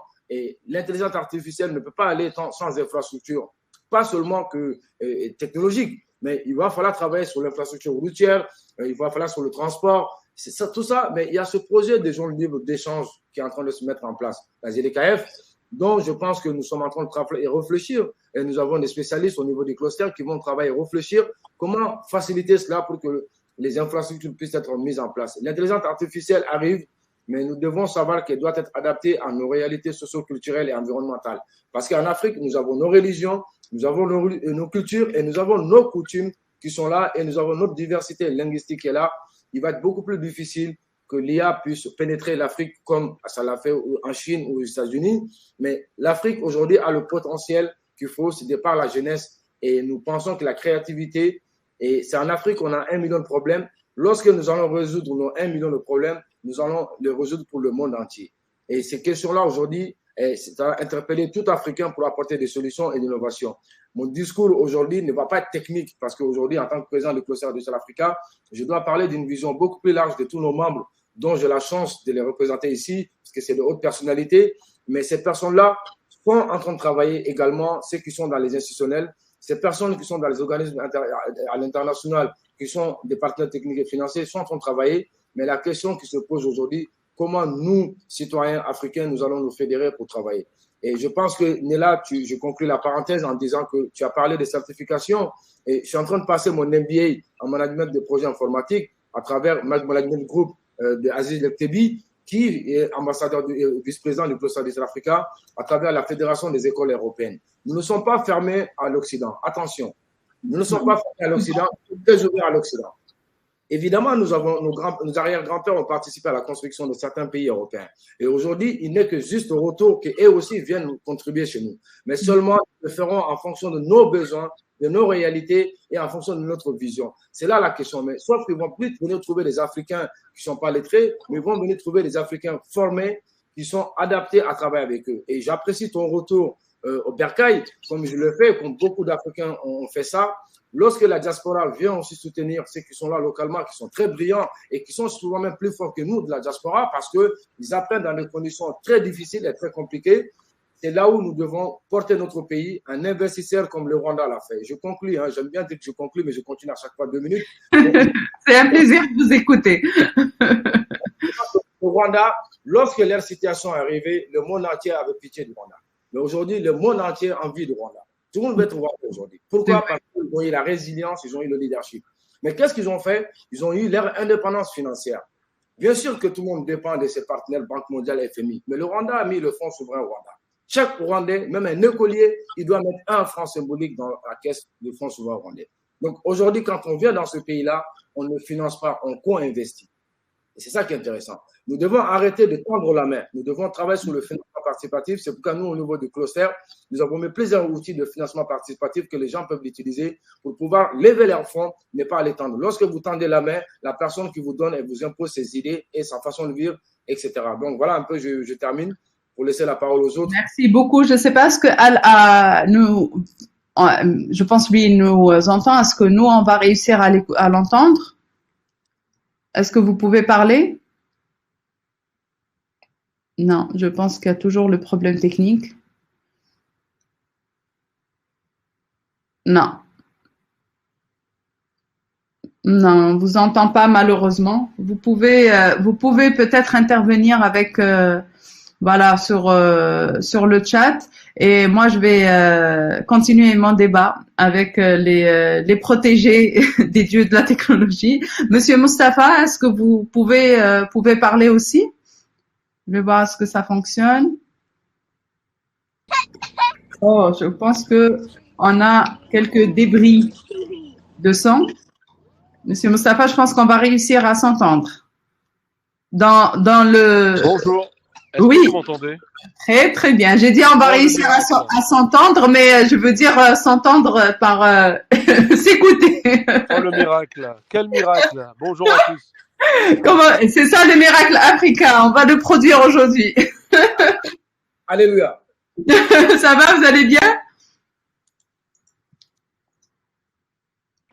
Bah écoutez, ça va très bien, mais c'est la première fois en un an et demi de Covid et de Zoom, Teams, toutes les plateformes qu'il y a un problème de micro et de vidéo. C'est pas grave. C'est pas grave. C'est bon. Certainement la plateforme qui est nouvelle. En tout cas, je connais pas cette plateforme. Bah, c'est pas grave. De toute façon, l'essentiel, c'est qu'on réussit à vous entendre. Je vais vous laisser une minute à deux pour vous présenter. Et ensuite, j'ai une question directe pour vous parce que je vous attendais pour tout ce qui est health. Avec plaisir. Ok, allez-y, Mustafa. Avec plaisir. Donc, écoutez, ravi. Moi essentiellement, j'ai été actif sur le continent sur le volet technologique et finance. Donc sur deux axes. Un axe énergie, l'accès à l'énergie et l'efficacité énergétique, et un axe plutôt digital, technologie. Donc c'est plutôt des applications, mais qui rendent un service qui correspond au SDG. Et c'est là où HealthKey intervient. Donc le parcours rapide. Donc j'ai travaillé au sein des Nations Unies, également à la Banque mondiale, et bien évidemment. Il y a beaucoup à dire parce que ces institutions sont loin du terrain, très loin, malgré les bureaux locaux. Ils ont des compréhensions et des rôles vraiment différents, très différents par rapport à l'Afrique d'aujourd'hui et surtout l'Afrique de demain. Donc, j'ai entendu dire de mon collègue, mon copanéliste, les enjeux sur l'intelligence artificielle et que le digital aujourd'hui est une chance. Bien sûr, c'est même au-delà de ça. C'est-à-dire que je veux juste partager un ouvrage qui s'appelle La 4e révolution industrielle du professeur Klaus Schwab, qui donne un panorama des secteurs qui sont disruptés depuis 5-6 ans à l'échelle mondiale. Et ça, c'est vraiment l'opportunité de l'Afrique, dans le sens où il n'y a plus de frontières. Il n'y a plus de frontières sur les technologies financières. Il n'y a plus de frontières sur les technologies liées à la santé, technologies liées à l'énergie, aux consommateurs, au quotidien. Il n'y a absolument plus de frontières. Par conséquent, aujourd'hui, nos pays, nos écosystèmes, on doit former nos entrepreneurs, les former de la bonne manière. Un des premiers points pour moi que je vois, c'est le coding. Pourquoi? Parce qu'il y a un déficit structurel mondial de codeurs, pour information. Aujourd'hui, les meilleurs codeurs sont devenus une denrée rare, dans le sens où aujourd'hui, bientôt, les meilleurs codeurs vaudront plus que les joueurs de foot. Donc c'est un marché extrêmement compétitif. Et pour moi, lancer un programme continental sur le coding est vraiment un élément fondamental. Donc aujourd'hui, les 20 premières sociétés sont mondiales, en capitalisation, sont diverses, donc européennes, américaines, asiatiques, diverses. Mais dans 5 ans, 18 des 20 premières sociétés seront soit chinoises, soit américaines. Mais pourquoi? On va voir émerger des géants, en fait, c'est-à-dire là, vous avez par exemple Google, Apple aujourd'hui, mais vous allez voir émerger des géants de l'intelligence artificielle, de la blockchain technologie, qui seront beaucoup plus gros qu'aujourd'hui même ce qu'on constate. Et donc, la question clé, c'est quelle est la part pour notre continent? Quelle est la part pour notre jeunesse à nous, pour nos startups à nous? Et donc, il y a toute une série d'enjeux et de challenges à adresser pour atteindre cet objectif. un enjeu financier. Comment créer le bon écosystème pour financer les startups dans ce secteur. Un enjeu de politique publique, c'est comment mettre en place des formations professionnalisantes pour permettre de créer les ressources. Beaucoup de choses sont faites, bien évidemment, aujourd'hui, mais je me permets simplement de partager une vision à l'échelle continentale. Et 3, c'est l'accès au marché, c'est-à-dire comment accompagner ces jeunes pousses à l'accès au marché. Peut-être un dernier point sur ce sujet, on travaille beaucoup avec les VC à l'échelle mondiale, donc aux États-Unis, mais également en Asie et en Europe, Venture Capital, pardon. Et en fait, aujourd'hui, ils sont vraiment géographie agnostiques, si vous voulez. Donc, pour eux, l'Afrique a la même valeur. Investir dans une start-up en Afrique, aujourd'hui, a la même valeur qu'investir dans une start-up à Singapour ou en Suède. Donc, c'est également des points importants. Je veux terminer sur un des derniers enjeux, qui est vraiment, pour moi, le plus important. Je suis désolé, mais je suis à l'extérieur désormais, parce que pour moi, j'allais pas réussir à me connecter, donc c'est un peu bruyant. Donc, c'est l'enjeu de l'énergie. Malheureusement, on a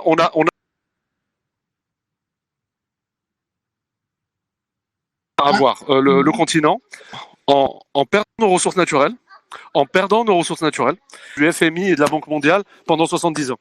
Là, il va se passer exactement la même chose, malheureusement, si on n'agit pas, mais vite, sur la data. Pourquoi ? Aujourd'hui, l'ensemble de nos data sont hébergés dans des data centers, à l'étranger, donc essentiellement aux États-Unis. Est-ce que aujourd'hui, vous connaissez les 4 premiers consommateurs d'énergie aux États-Unis ? C'est Google, c'est Amazon, Facebook, Meta. AWS et l'État du Maine. Maine parce qu'en fait, il y a la NSA, qui est en fait les services secrets américains qui sont basés au Maine. Et pourquoi ? Parce que le data center de la NSA est le plus gros au monde. Et donc aujourd'hui, si vous faites la somme de ces 3 sociétés, c'est équivalent à l'ensemble de la consommation d'électricité des foyers américains.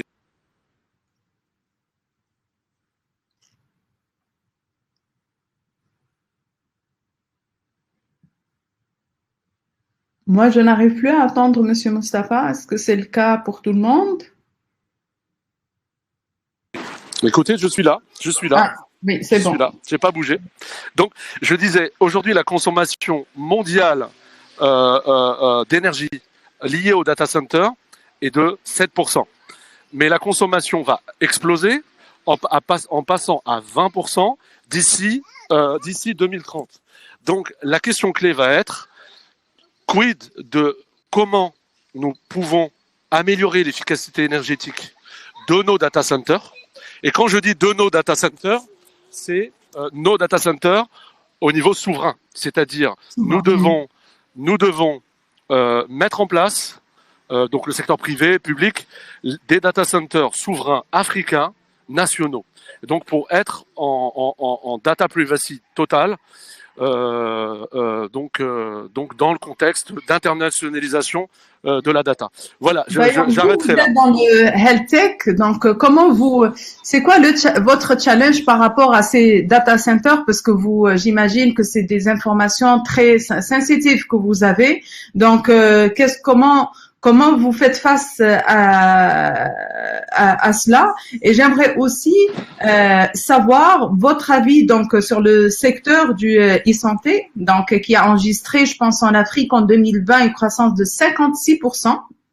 Et quand vous êtes le champion du health tech, j'aimerais avoir votre avis, les opportunités dans ce health tech et aussi c'est quoi les limites? Oui, bien sûr. Alors, ce que nous avons fait sur le health tech, c'est simple. En fait, nous avons digitalisé la façon de certifier les données santé des patients en utilisant des protocoles 100% GPRD, donc Data Privacy, au niveau des laboratoires médicaux à l'échelle internationale. Donc aujourd'hui, on est dans plus de 50 pays. Et donc, en fait, ce que nous faisons, c'est simple, c'est qu'on dirige les utilisateurs, en particulier les voyageurs, vers des laboratoires où eux peuvent réaliser leurs tests santé, donc tout type de tests, incluant Covid, bien sûr. Et donc, ce que nous faisons, c'est que via un protocole, on certifie le résultat. Le résultat vient du labo et pas de nous. Le résultat n'est pas partagé avec nous, mais directement au patient. Mais on ajoute une encryption, donc un code en fait, une encryption sur le résultat qui est enregistré sur la blockchain technologie. Je veux juste faire une parenthèse là-dessus. La blockchain, c'est réellement pour moi la solution de la sécurisation des données à l'échelle globale. Pour vous faire très simple, je ne sais pas si la blockchain est un sujet que vous avez évoqué déjà, mais non, on l'a pas évoqué, ça tombe bien. Bon, très bien. Alors la blockchain, en fait, c'est comment vous dire? C'est en fait une série d'ordinateurs à l'échelle mondiale. Donc vous avez par exemple 10 000 ordinateurs. Donc je vous donne un exemple. Si aujourd'hui on fait une transaction, vous faites une transaction, vous achetez, je sais pas, un bien, donc à Marrakech, vous achetez un bien immobilier, par exemple. La transaction est enregistrée par le notaire, donc et vous avez l'acheteur et le vendeur. Donc, et il y a une date précise de la transaction et il y a les termes de la transaction. Donc, les personnes qui sont au courant de la transaction sont le notaire et les différents acteurs que je viens de lister. Pas plus, pas plus. La blockchain permet en fait de dupliquer cette information sur plus de 10 000 serveurs, par exemple, parce qu'il y a différentes blockchains. Il y a des blockchains où c'est 5 000 serveurs, d'autres c'est 10 000 serveurs à l'échelle mondiale, et d'enregistrer cette transaction, mais de manière totalement autonome et de manière totalement sécurisée. Ce qui veut dire que n'importe quelle partie tierce peut vérifier la réalité de la transaction, donc la réalité des termes de la transaction. Et donc, ceci change beaucoup de choses, parce qu'en fait, prenez le cas d'un test médical. Donc, en fait, ce qu'un tierce peut vérifier, prenons le cas de la vaccination Covid. Donc, aujourd'hui, donc c'est tout un sujet, hein, le digital divide sur le Covid. Aujourd'hui, la vaccination Covid, donc quelqu'un peut avoir un certificat Covid, mais en fait, ce certificat est enregistré qu'à l'échelle nationale.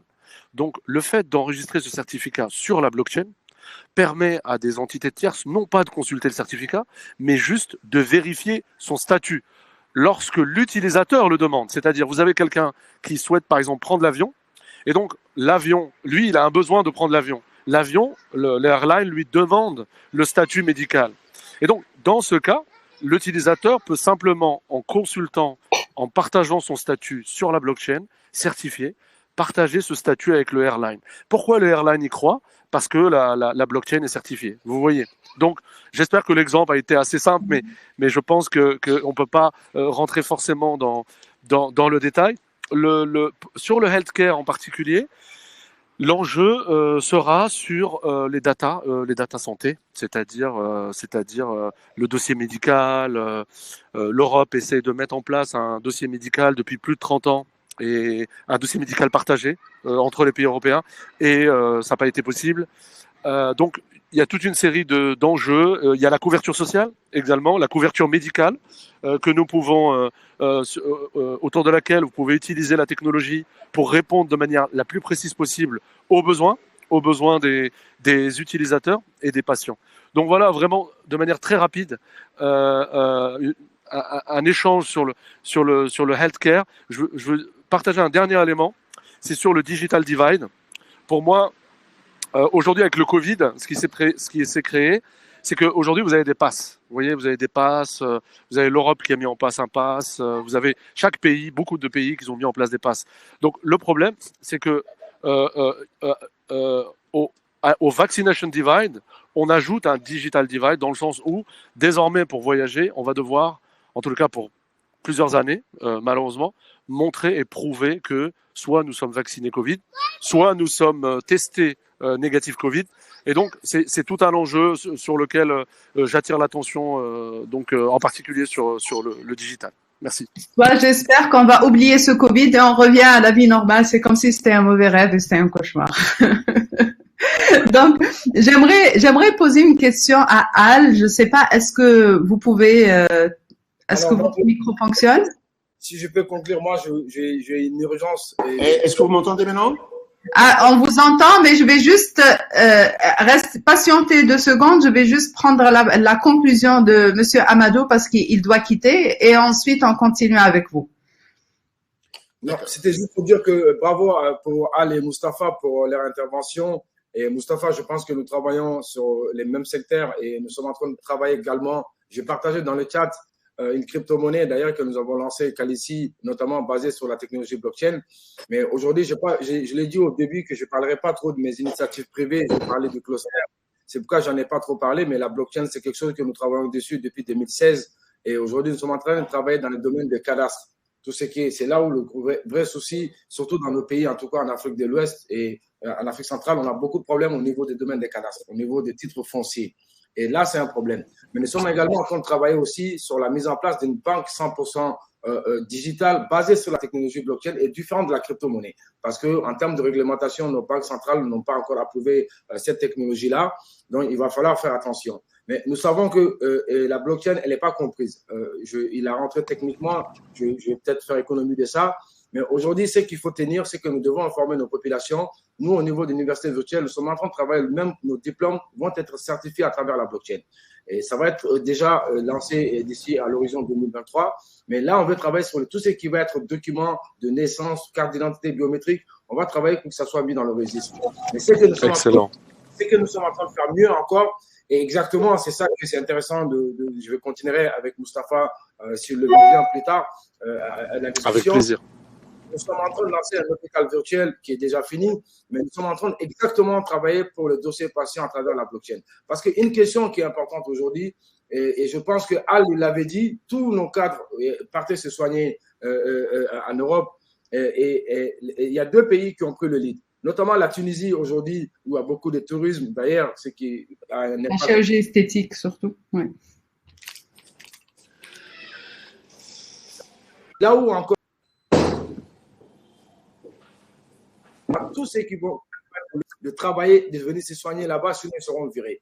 Donc la question qui se pose aussi, c'est aussi nos médecins africains. Donc, je prends tous ces Béninois, tous ces Togolais, tous ces Algériens qui sont dans les hôpitaux en France.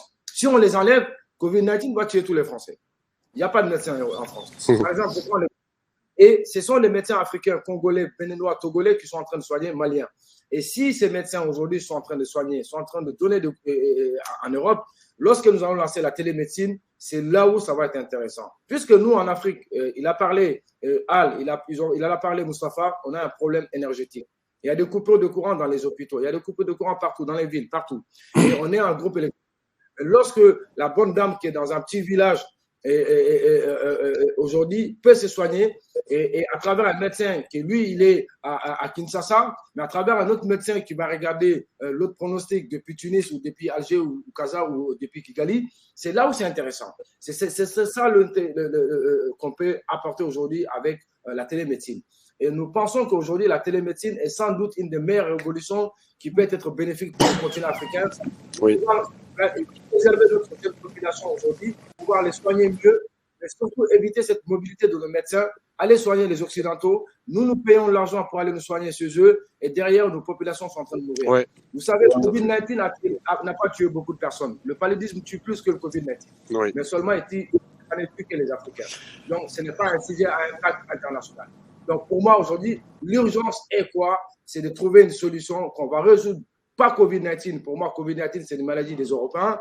C'est de trouver la solution au paludisme à travers ça. Cette crise Covid-19 est là pour faire du bruit. Ça permet de renflouer l'économie. Mais simplement, c'est la Chine qui veut savoir est-ce qu'ici se renferment sur eux, ils peuvent tenir sans le monde entier. En fait, c'est eux qui fournissent le monde entier. Moi, j'étais il y a quelques mois, il y a 3-4 mois aux États-Unis. On commande sur Amazon, on nous dit délai 3-4 mois. Ça vient de la Chine. Et pourtant, c'est leur concurrent. C'est quoi le problème?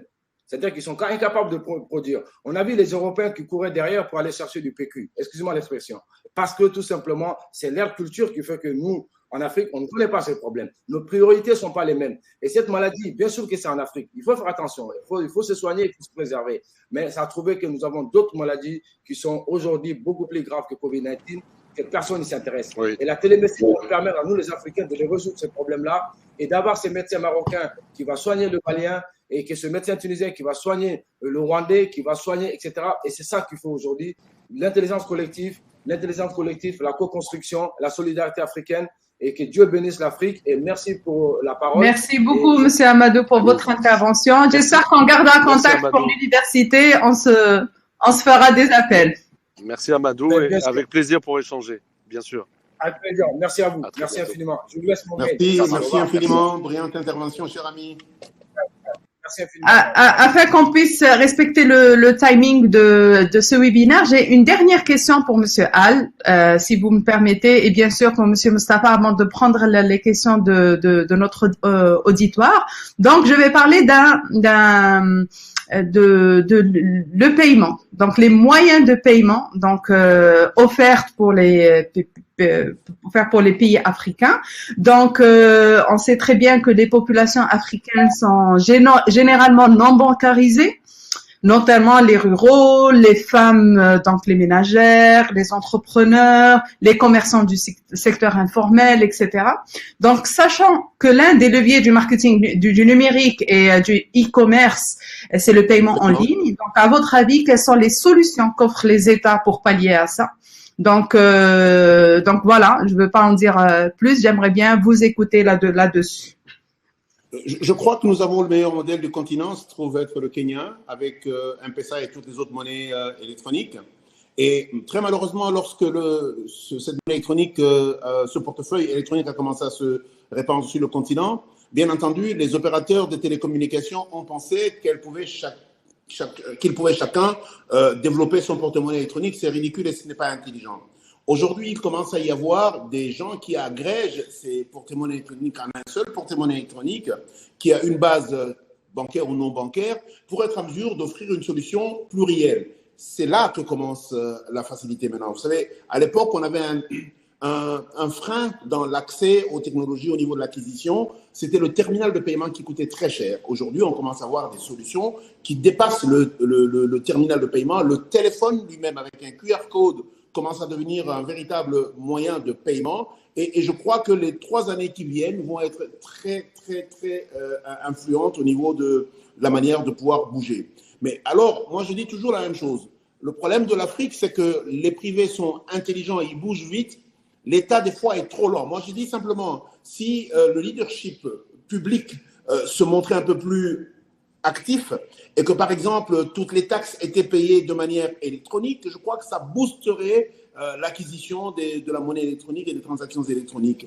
On a tendance à penser que c'est une question de facilité. Non. Aujourd'hui, le QR code et les USSD deviennent des moyens faciles pour être en mesure de canaliser les différents paiements. Et je crois que le prétexte du téléphone smart qui coûtait cher commence à tomber parce qu'avec les solutions USSD, on peut déjà travailler avec les Future Phones, mais également avec les nouveaux téléphones smart, les prix commencent à être quand même abordables. On a aujourd'hui en Afrique des smartphones à 20, 25, 30 dollars. À la différence des anciens smartphones qui étaient à un minimum de 100, 200 dollars. Et aujourd'hui, bien sûr, les high-end qui sont aux alentours de 1000 et 1500 dollars. Donc, je crois qu'aujourd'hui, le téléphone devient le moyen par lequel les paiements électroniques vont se faire. Et mon grand souhait, c'est que nous ayons de plus en plus des paiements en ligne et des paiements offline. Parce que, comme vous savez très bien, la connectivité n'est pas la même partout. Je crois que pour certains montants, nous devrions avoir la possibilité d'avoir du offline, ça aiderait beaucoup. D'ailleurs, le mobile money, donc il est très très répandu en Afrique et en faisant d'elle-même le continent leader en la matière. J'aimerais avoir l'avis de Monsieur Mustapha.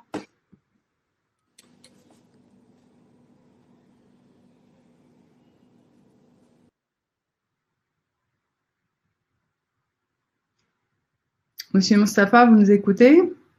Nous, on vous entend pas.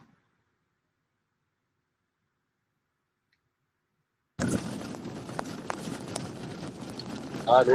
Oui, c'est bon. Est-ce que vous m'entendez? Yes. Alors, bon, en tous les cas, quand on se met en mute, si vous voulez, en fait, il vous redemande l'autorisation d'activer le micro une fois que vous vous reconnectez. C'est pas grave. Okay. Donc, je disais que, effectivement, pour moi, il y a vraiment un potentiel assez important sur le digital banking en Afrique, pour la simple raison que aujourd'hui, la distribution, la diffusion des moyens de paiement, même d'ailleurs en Europe, il y a vraiment énormément, on est loin de solutions optimisées. Je ne sais pas si vous connaissez la solution, par exemple, anglaise, Revolut, qui est une vraie fintech, C'est un peu la révolution du paiement à l'international. Et qui vient avec beaucoup de facilité Extrêmement. de services qui viennent derrière le paiement. Exactement. C'est-à-dire, vous avez tout un portefeuille de gestion, tout est intégré, tout est facile à faire depuis votre smartphone. Et vraiment, les banques ont du souci à se faire. Ouais. Parce que, et d'ailleurs, les régulations, mais on veut pas. L'objectif, c'est pas d'être technique ici, mais bien évidemment. Il y a peu d'intérêt à valider des monnaies, bien évidemment, qui n'ont pas besoin de régulateurs, vous voyez. Donc, aujourd'hui, le Salvador est le seul pays au monde à avoir reconnu le Bitcoin. Donc, moi, je ne suis pas en faveur du Bitcoin en tant que tel. C'est une monnaie extrêmement volatile. Le point, c'est qu'on peut créer d'autres types d'outils de paiement en utilisant la blockchain technologie. Donc, vous pouvez, par exemple, utiliser des moyens de paiement pour économiser l'eau ou les émissions carbone. Vous voyez. Donc, ça fait des market effects que la monnaie elle-même ne peut pas faire seule, c'est-à-dire la monnaie actuelle. Donc, par rapport aux moyens de paiement, effectivement, pour moi, il y a vraiment la place pour énormément d'innovation et surtout que le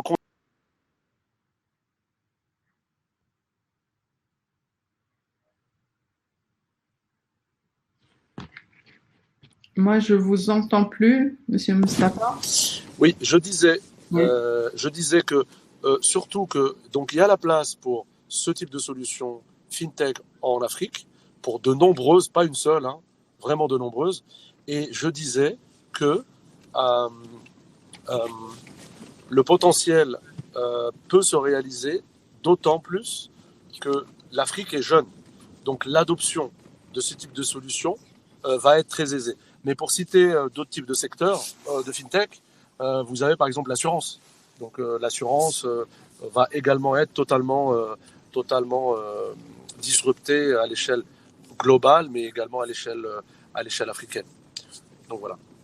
Très bien, merci beaucoup. Merci vraiment pour vos interventions. J'aimerais prendre quelques questions du chat, si vous me permettez. Donc, il y a Monsieur Yves Guilla. Donc, je vais essayer de lire les questions. Je vais voir est-ce qu'on y a répondu parce que c'est des questions qui ont été posées au début de ce webinaire. Donc, quelles peuvent être les limites du digital malgré ces nombreux avantages que nous développons actuellement? Donc, c'est Monsieur Yves Guilla qui est dirigeant d'une start-up ivoirienne. Donc, il dit que, voilà, donc les limites du digital, malgré les nombreux avantages que nous développons actuellement. Est-ce que quelqu'un peut répondre? C'est une question un peu vaste, mais si on peut y répondre, Monsieur Al. Je crois qu'il y a une chose extrêmement importante, c'est que les machines ne remplaceront jamais l'homme. Il y a la question émotionnelle, même si l'intelligence artificielle commence à trouver des mécanismes pour essayer de la restituer artificiellement. L'émotion humaine, la chaleur humaine, ça ajoute toujours quelque chose. Et donc, personne ne pourra penser qu'un jour, nous aurons un monde entièrement virtuel. Non, nous aurons toujours un monde mixte. Par exemple, vous les femmes, on ne va jamais vous remplacer par des sensations extraordinaires digitalement organisées. Donc, nous aurons toujours besoin d'être en face de vous, être en mesure de partager l'émotion. Et je crois que ça, c'est valable pour l'enseignement, c'est valable pour la santé, c'est valable pour plusieurs choses. Il y aura toujours besoin de l'homme et il y aura toujours besoin du contact humain. Ce sont les rapports qui changent, mais ça, c'est la révolution mondiale. Je pense qu'on peut digitaliser l'homme, mais jamais la femme. Hein. C'est très difficile. Oui, parce qu'elle est déjà digitalisée. Vous savez quoi, moi ce que je me tue à dire, c'est que le cerveau humain ne peut jamais être remplacé.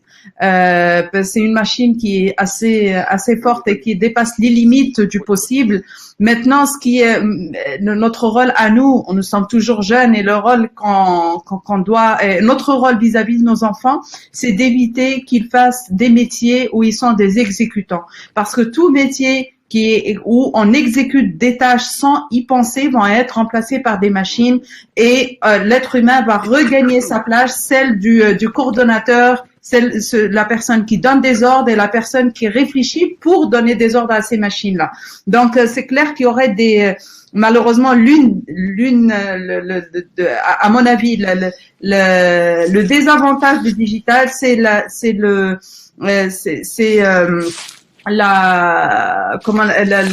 l'employabilité, c'est-à-dire qu'il y aura un chômage de masse de tout ce qui est exécutant. Et c'est un autre rôle de faire un plan entre la personne exécutante et le rendre beaucoup plus à une valeur ajoutée par rapport à certaines tâches et à certains métiers. Alors, je voudrais juste rebondir sur ce point. Vous m'entendez? Oui. Alors, il faut voir le digital et l'intelligence artificielle plutôt comme une efficience économique.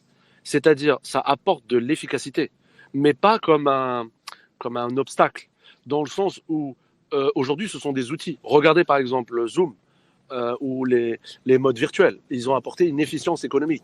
Donc, il n'y a plus besoin forcément de se déplacer pour réaliser des ateliers. Et il y a beaucoup d'autres qui permettent d'avoir cette efficience. Donc, mais la question, je pense, sur le chômage, parce que c'est une question qui revient très souvent, pour moi, c'est vraiment comment former, tout simplement, les gens à des nouveaux métiers. Et il y a des études très sérieuses qui prédisent plus de création d'emplois, beaucoup plus de création d'emplois, justement par cette innovation technologique que de destruction. Donc la question, c'est comment former nos leaders, nos cadres, nos apprentis, en fait. Hein. Ce n'est pas forcément tous des grands cadres qu'il faut, mais des techniciens pour cette révolution.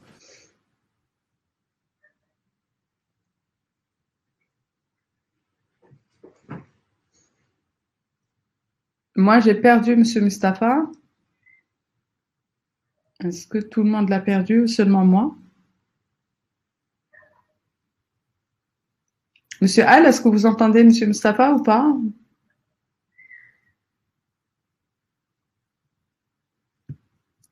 Je pense que j'ai un problème de connexion. Est-ce que vous m'entendez, ceux qui nous suivent?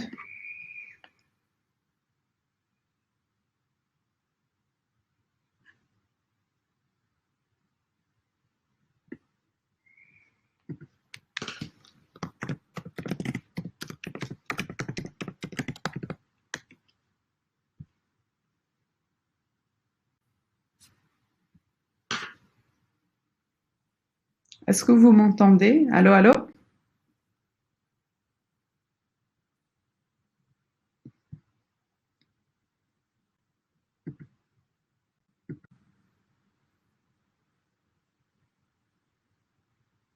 Monsieur Mustapha, Monsieur Al? Moi, je suis là. Je ne sais pas si vous m'entendez. Ok, ouf. Ok, c'est bon. Je vous ai perdu. Je ne sais pas si c'était ma connexion ou la vôtre. Oui, maintenant, je vous entends parfaitement. Oui, mais non, ce n'est pas nos connexions, madame. Encore une fois, Monsieur Al a été déconnecté pour la même raison. C'est le micro que le système coupe. Vous voyez? C'est-à-dire que nous sommes là, mais en fait, on ne peut plus parler. Ok, moi aussi, je ne savais pas ce que c'était moi, ce que c'était, parce que vu la connexion. Mais merci de nous avoir. Mais moi, je veux juste apporter un autre point, c'est que malheureusement, dans le continent africain, il y a beaucoup d'analphabètes. Donc, et ces analphabètes-là, ils ont généralement un métier d'exécutant. C'est ça où vient ma peur du chômage de masse. Mais à mon avis, pour pallier à ça, il faut vraiment revenir aux basics, c'est-à-dire aux métiers où on a besoin de nos mains, des métiers qui ne meurent jamais, comme étant la coiffure, comme étant la couture, etc., pour pouvoir au moins apprendre et utiliser son cerveau au lieu d'être un exécutant. Parce que malheureusement, avec l'exécution, si vous êtes d'accord avec moi, tout va être digitalisé. Donc, je vais essayer de prendre une autre question.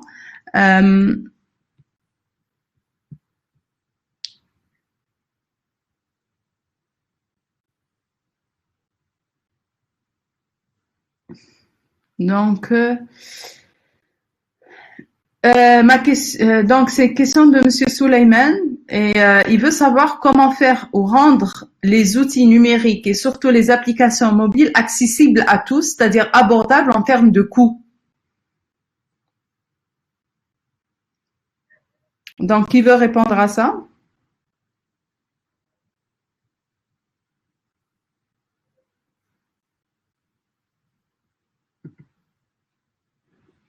Donc, je pense qu'on a un vrai problème de connexion et de, peu importe la raison, que ce soit les micros, bien de connexion.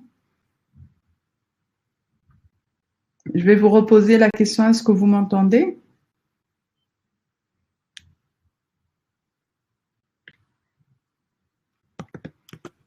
Oui, vous pouvez reposer la question.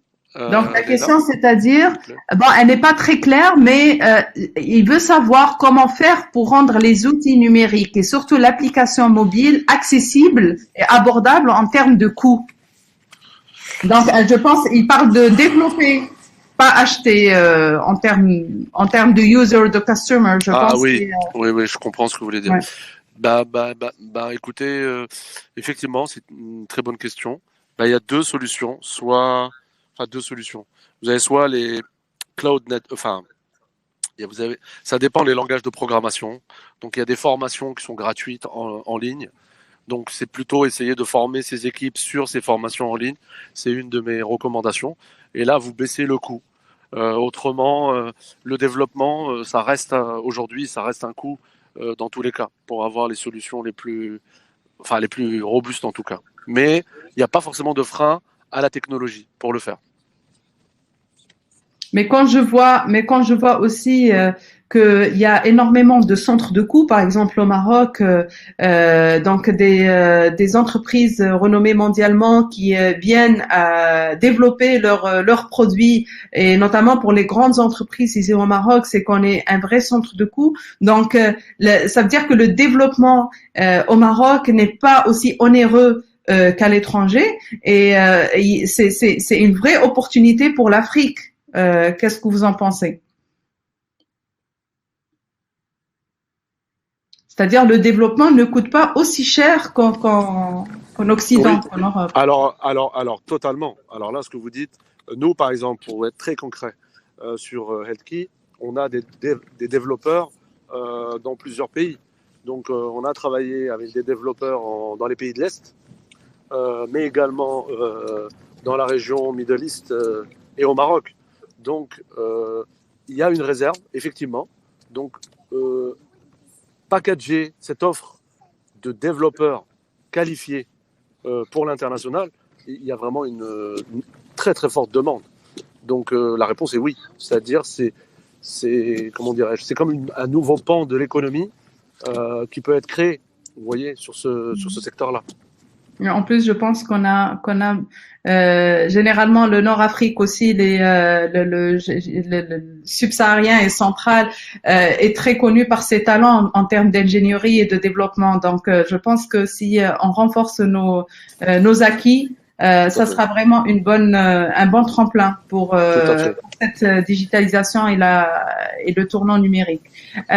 Pour conclure, j'aimerais bien vous donner la dernière parole, que ce soit Monsieur Al, si vous êtes là, si vous pouvez réactiver votre micro. En attendant, Mustapha, dites-nous que c'est quoi votre dernière recommandation, c'est quoi? Si j'ai une question pour conclure, je sais que le chantier est grand, et le chantier du numérique, le chantier de la transformation digitale de notre mère Afrique est tellement grand. Si on a un chantier, par quoi commencer, ça serait lequel? Pour moi, s'il y a un chantier, je reviendrai à mon point de la formation. Alors, pourquoi? Parce que ce secteur est un secteur de talent. C'est-à-dire que si nous arrivons à former nos développeurs à ce secteur-là, on va attirer quoi? On va pouvoir nourrir un écosystème de start-up local, mais on va attirer des demandes de outsourcing et donc créer des secteurs économiques. Donc, pour moi, l'axe de formation. Et le deuxième point fondamental, l'idée n'est pas de parler de projets divers sur lesquels on travaille tous, chacun de nous, mais le deuxième axe, pour moi, fondamental, c'est l'efficacité énergétique dans les data centers. C'est construisons des data centers souverains. Souverain, ça veut dire un data center marocain pour les entreprises et le gouvernement marocain. Un data center, il y a des belles réalisations qui sont faites, mais l'idée est de l'intégrer à 100%. Un data center dans chaque pays africain d'ici 10 ans, allez, 8-10 ans, sera une grande réussite parce que ça nous donnera une grande liberté de développement, développement tout court, développement selon le principe de développement, de lutte contre la pauvreté, mais de développement également de ce secteur-là. Voilà les deux axes pour conclure de mon côté. Merci, je vous remercie. Monsieur Al, est-ce que vous m'entendez? Est-ce que vous pouvez activer votre micro?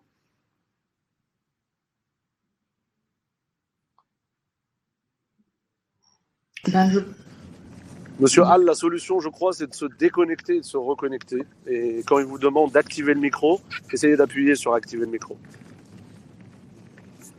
Il y a une question qu'on peut pas traiter, c'est de Monsieur Lassana, donc parce que Monsieur Amadou a quitté.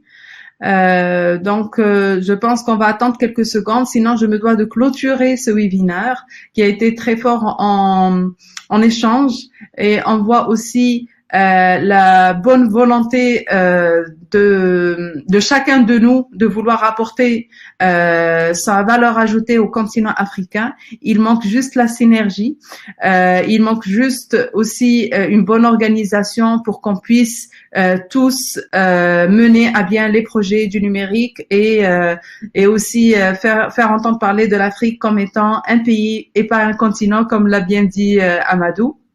Merci beaucoup. Merci de nous avoir suivis. Et je sais pas, est-ce que Khadija, vous voulez prendre la parole pour conclure, ou est-ce qu'on peut conclure ainsi? Il y aurait sûrement cet enregistrement aussi sur les pages de Iframe Forum. Je vous laisse. Merci beaucoup. Merci Mustapha. Merci Al. Dommage que je pouvais pas vous entendre, mais merci à vous. Mais je suis ravie d'avoir fait de bonnes connaissances et j'espère continuera sur WhatsApp nos échanges. Également. Merci. Voilà, merci. Au revoir.